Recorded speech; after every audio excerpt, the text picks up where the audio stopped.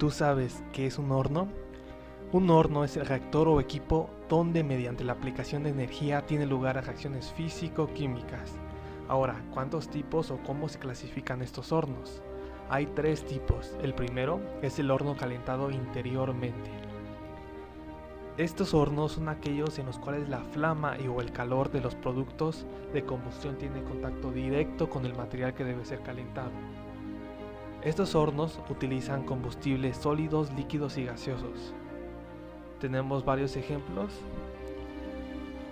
como el Siemens Martin. El segundo tipo de clasificación son los hornos calentados exteriormente. En estos hornos la carga es calentada primeramente por transferencia radiactiva de calor. Estos hornos se conocen como hornos de torta, hornos de coque, hornos de crisol. Son baratos y son fáciles de dar mantenimiento y sencillos. Y el último tipo son los hornos o altos hornos. Estos hornos, el material que va a ser calentado se mezcla con el combustible sólido. Los hornos son principalmente cilindros rectangulares de cuba. Las cargas sólidas fluyen por gravedad hacia abajo. Reactores para el sistema gas sólido. En este tipo de reactores, el estado de agregación de la materia prima está dado, que es sólido y gas, pero no así el estado de agregación del producto de la reacción, ya que puede ser sólido, líquido, gas, sólido más gas, líquido más gas, líquido más sólido, sólido más líquido más gas. Y en este caso el movimiento de la materia prima puede ser por medio del gas, o puede estar un sólido en reposo, un sólido en movimiento.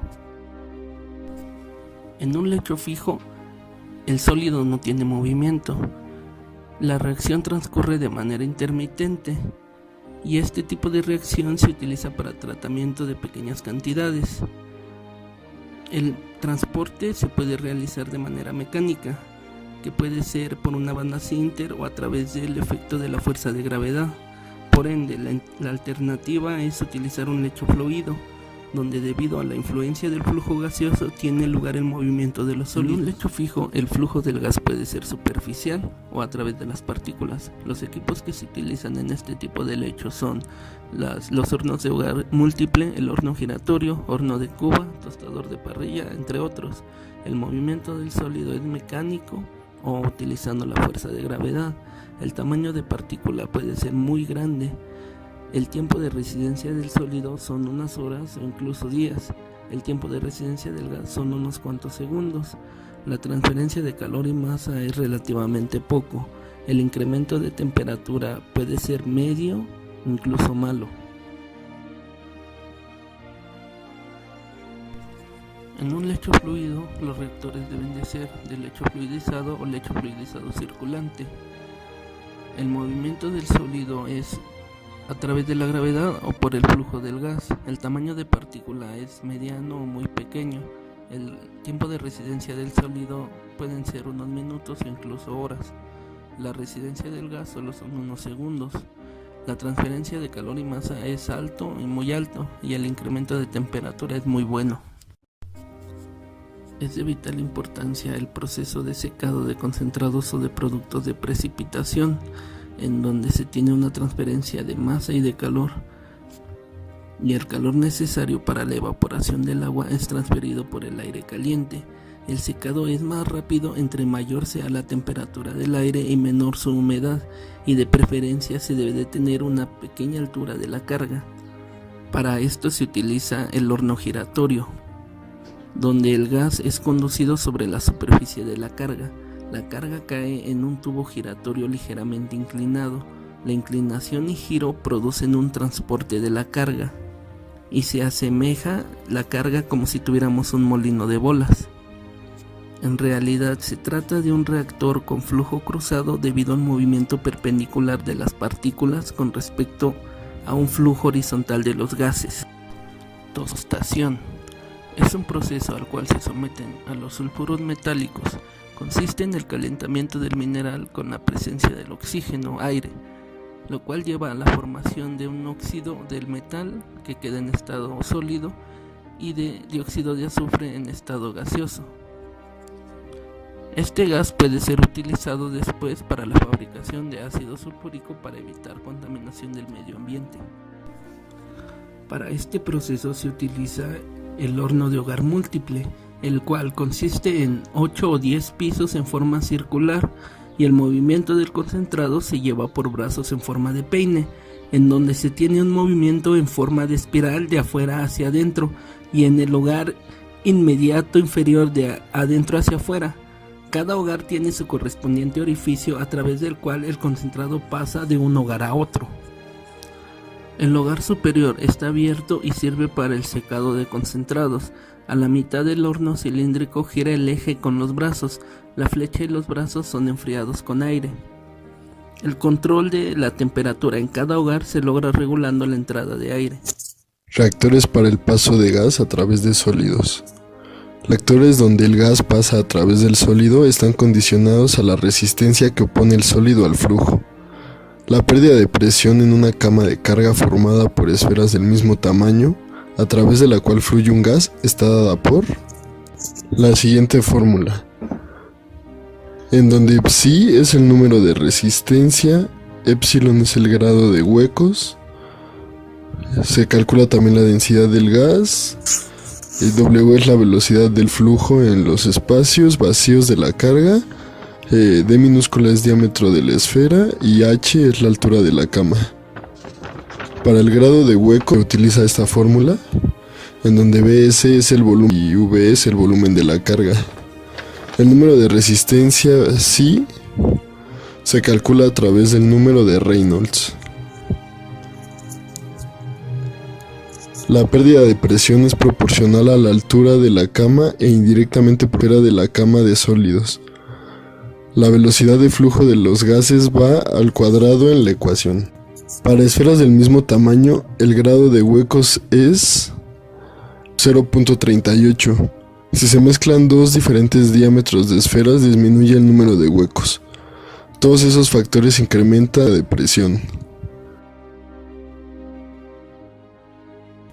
En los reactores de carga pueden tener lugar también procesos químicos con sus correspondientes necesidades energéticas. Para el cálculo de la cantidad de calor, el cual es intercambiado entre el gas y la capa, requiere de los números adimensionales tratados anteriormente. La cantidad de calor transportada está dada por esta ecuación, en donde alfa es igual a la transferencia de promedio, incremento de teta es la diferencia de temperatura entre el gas y la superficie de la cama, y F es la superficie total de la cama.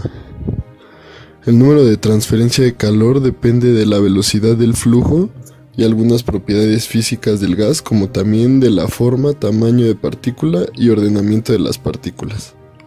En esta gráfica se muestra para el mismo tamaño de esferas pero de huecos, la influencia del número de Nusselt en la pérdida de presión y en el número de transferencia térmica. Se ve que al grado de huecos, el número de transferencia de calor aumenta al doble y la presión aumenta 10 veces. Debido a estas diferentes dependencias, se ha seleccionado un número de rendimiento para valorar un sistema intercambiador de calor por la relación de la cantidad de calor transmitida por unidad de tiempo y la energía transportada por los gases. Procesos químicos en reactores donde el gas pasa a través de sólidos. Para la cinética de la reacción entre sólido y gas, tiene un papel importante sobre toda la condición del sodio.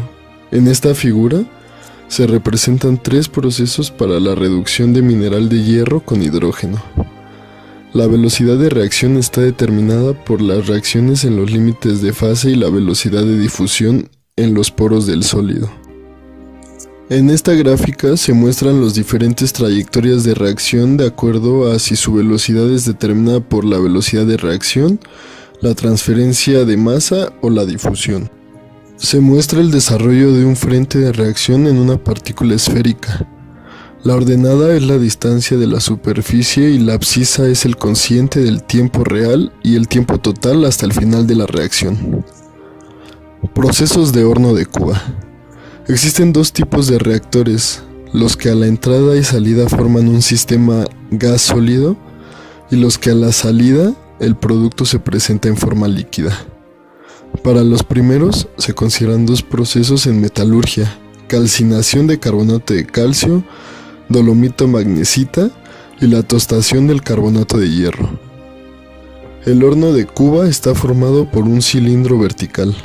La carga sólida entra por arriba junto con el coque. En su camino ascendente, los gases calientes encienden al coque. Reactores de lecho fluidizado. Observamos un esquema de un secador de lecho fluidizado. Los gases de combustión del gas o aceite son transportados por el lecho fluidizado. El principal problema es el enfriamiento del horno, el cual se puede lograr por paredes de enfriamiento con agua y por medio de una caldera que aprovecha el calor. En promedio se obtiene 1 tonelada de vapor por tonelada de concentración. Reactores de fusión. Existen dos razones para la preferencia de estos reactores. 1. Para darle forma a un metal es necesario licuado y vaciado, y por el uso del calor de reacciones exotérmicas para fundir el producto de reacción. En los procesos de reacción química y fusión se presentan varios estados. En el primero la reacción química es completa y seguida de una fusión. La reacción química no es completa y está en presencia de productos de reacción fundidos en el segundo caso. Reactores cuyo producto se encuentra en forma líquida. De la temperatura promedio de la carga y el gas en función de la altura del horno. El rendimiento del horno se orienta a la cantidad de combustible quemado. Este a su vez es dependiente del paso de los gases a través de la altura de la carga, de la transferencia de calor, gas-carga. El paso de los gases a través de la carga se optimiza por una relación de tamaño de coquedado. Esta relación debe corresponder a un mínimo en pérdida de presión. El diámetro del coque debe ser 4 veces mayor que el de la carga. Aquí se observa la pérdida de presión en un alto horno en función de la relación de diámetros, y el efecto del tamaño de partícula del coque en el alto horno se observa aquí. Un coque de tamaño de partícula muy fino tiene una gran superficie y la combustión tiene lugar en una pequeña zona y a elevada temperatura. Debido a la gran superficie, la transferencia de calor es excelente, pero la temperatura de los gases de combustión disminuye rápidamente. Para el caso de tamaño de partícula normal, tanto la zona de combustión como el desarrollo de la temperatura se expanden, debido a que la superficie del combustible disminuye. Para partículas de coque muy grandes, la combustión sobre la gran superficie es muy... El calor no cubre la altura de la cuba. En otras palabras, para lograr una combustión debe reducirse el aire, lo cual disminuye el rendimiento de fusión del horno. Reactores para fusión de polvos en suspensión. Estos vienen a un desarrollo del reactor de lecho fluidizado. En el proceso de tostación en un lecho fluidizado se tiene cuidado de que el producto no se funda. Aquí, con un poco de energía adicional, el producto sale líquido. Existen varias posibilidades para producir calor al sistema: aire precalentado, quemadores extra de aceite y enriquecimiento del aire con nodos. Aquí se muestra un reactor para la fusión de polvos en suspensión. En la cuba de 8 metros se introduce el concentrado y el aire precalentado. Debido al poco tiempo de residencia de la partícula en su caída, la reacción no es completa. Para completar esta reacción y hacer una separación de metal escoria, el horno se alarga de 15 a 20 metros en su base. Reactor para fusión en forma de ciclón. Este tipo de reactor tiene sus orígenes como quemador de polvo de carbón, como vemos en esta figura.